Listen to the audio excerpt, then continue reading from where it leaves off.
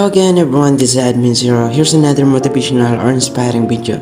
June 9, 2023, graduation ng class 95. So bago sila umuwi, I grabbed the opportunity to ask them two questions. First is, ano sa pakiramdam na naabot mo na ang pangarap mo? Unang-una sir sa lahat sir, nagpapasalamat tayo sir sa Panginoon sir na naabot na namin sir yung mga pangarap namin sir na aming mga classmates sir. Ganun din sir, mga pakiramdam sir namin is napakasarap, lalo-lalo na ngayon is nakatapos na kami at nakagraduate na. Ganun pa man sir is talagang sobrang pasasalamat namin sir na ibinigay itong trabaho na to para sa kaya gagampan namin maayos lahat, kaya namin. Unang-una sir, nagpapasalamat sir kasi nagbunga yung pagdadasal at paniniwala ko sa sarili ko sir. Ngayon, dating isang working student athlete, ngayon ay isa ng member ng Philippine Coast Guard. Sobrang saya sir kasi nabot ko na yung pangarap ko saka pangarap ng pamilya ko kasi ito yung isa sa pinapangarap ng pamilya ko na papasok sa Philippine Coast Guard sir. Ano sa pakiramdam na napot mo na yung pangarap? Ito sir, kaka-graduate lang. Dito na magsisimula yung umpisa ng pangarap ko. Baka na sa magsisimula na yung pagiging ganap na Coast Guard, makaserbisyo sa bayan, gaya na sinumpaan na pagsilbihan ng ating bayan. Siyempre sir, masaya sir. Masaya tas proud ako sa sarili ko, lalo-lalo na sa parents na sumusuporta sa akin sir. Siyempre sila din yung lakas ko sir.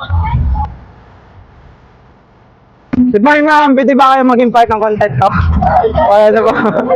Dalawa kayo. May questions lang ako. Ano ang pakiramdam na naabot mo na yung pangarap mo? Sobrang overwhelming. At saka di mo ma-explain, lalo na pag yung guidance ni Lord tsaka yung guidance ni Papa umaapaw. Lalo na sa pamilya ko na grabe ka supportive. Yan.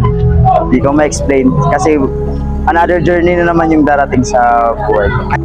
Ang first question sir is, ano sa pakiramdam na ang anak nyo is naabot na ang pangarap na maging Philippine Coast Guard?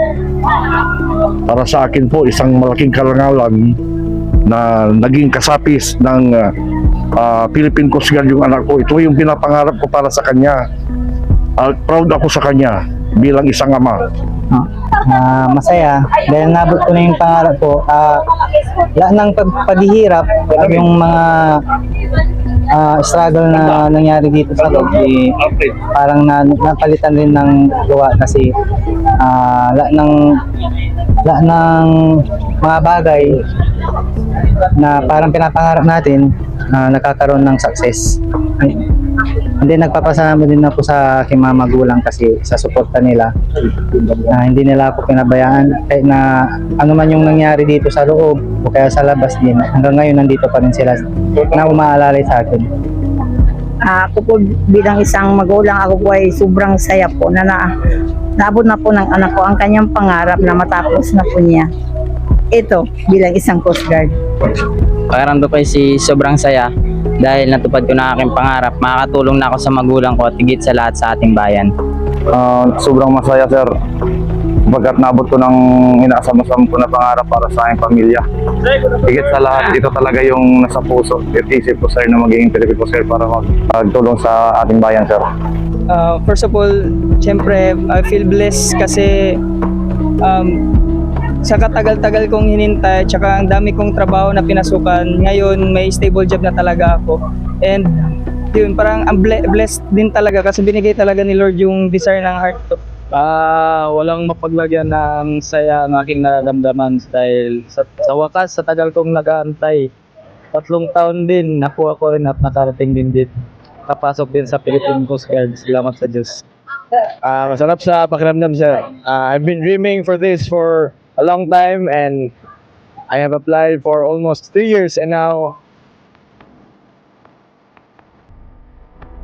Pangalawang tanong, ano ang mabibigay mo na payo sa mga aplikante o nangangarap na maging Philippine Coast Guard?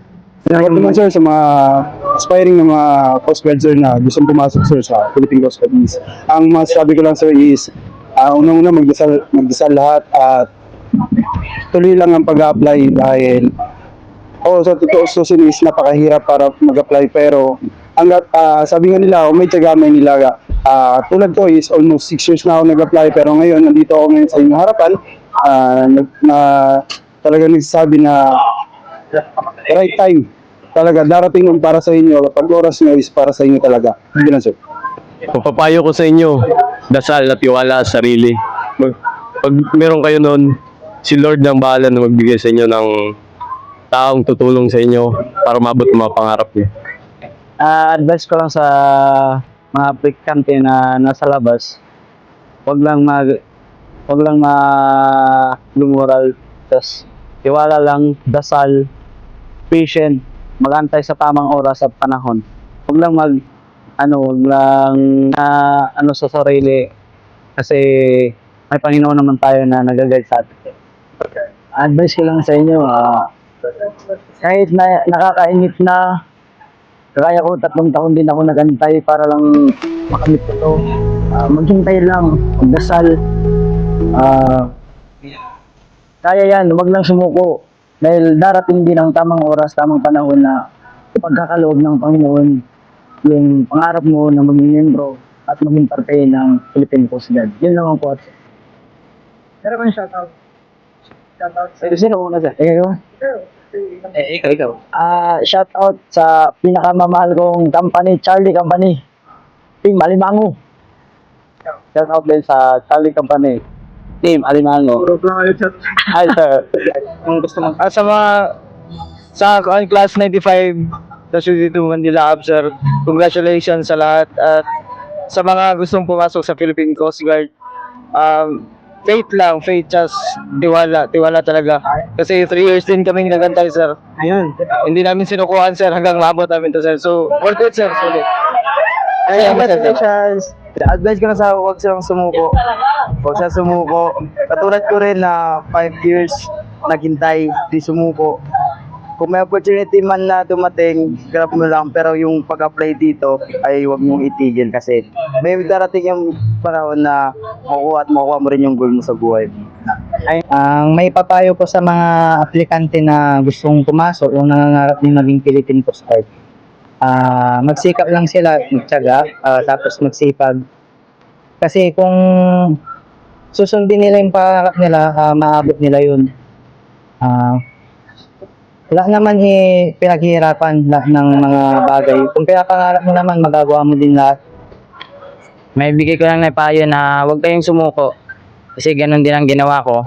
Kahit ano mang hirap na danasin natin sa buhay na tatahakin natin, huwag tayong sumuko. Lagi tayong mag-pray kay God. Lagi tayong gagabayan ni God. Magtiwala lang tayo sa Kanya. Yun lang.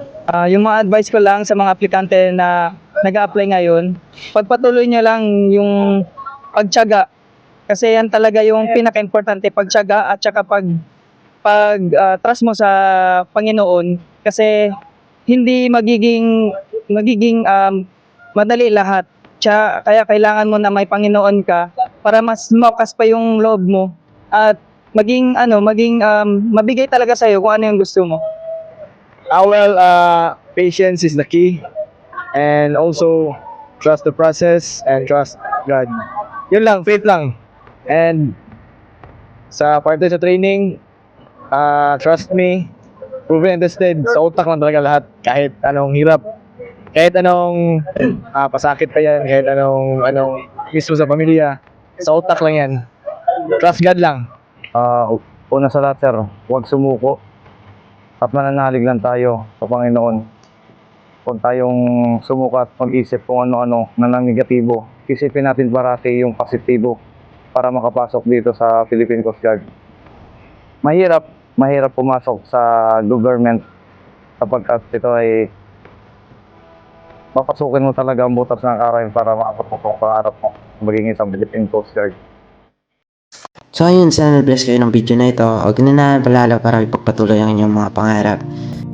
So, I will end this video with a Bible verse. Ito yung Bible verse na kinakapit ako dati sa time na nahihirapan ako or naguguluhan ako kung pagpatuloy pa ba ako, tama na, kasi sobrang labo na talaga, sobrang tagal or ano pa man yung mga tinatapon ng mundo para sabihin niya, no, hindi to para sa'yo.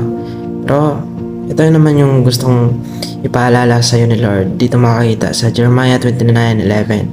For I know the plans I have for you, declares the Lord. Plans to prosper you and not to harm you. Plans to give you hope and a future. Kaya kapit lang, magtiwala ka lang. Meron kang Diyos na hindi ka iiwan. Meron kang Diyos na matatakbuhan kung ang tulong ay iyong kinakailangan. This is Edwin Zero. Maraming salamat sa tunay niyo suporta. God bless, ingat, and to God be the glory. Gusto ko talaga mag-internet may bahay. Bahala na.